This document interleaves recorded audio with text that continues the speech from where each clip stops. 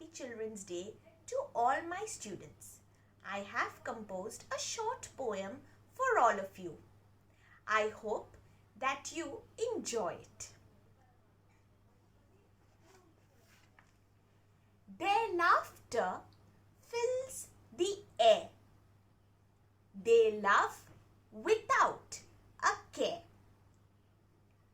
During days filled with toys, play, books and learning, childlike joy, is that what you're yearning?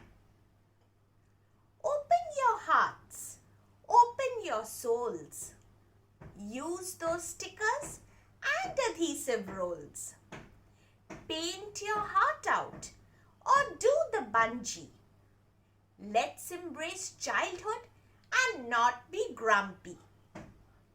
Wishing all my students a lovely Children's Day.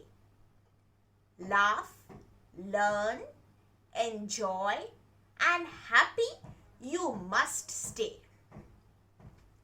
For being a child is what matters the most. Even if you fall or someone eats up your toast. So smile, laugh, play and learn. For a lost childhood is not for what you should yearn.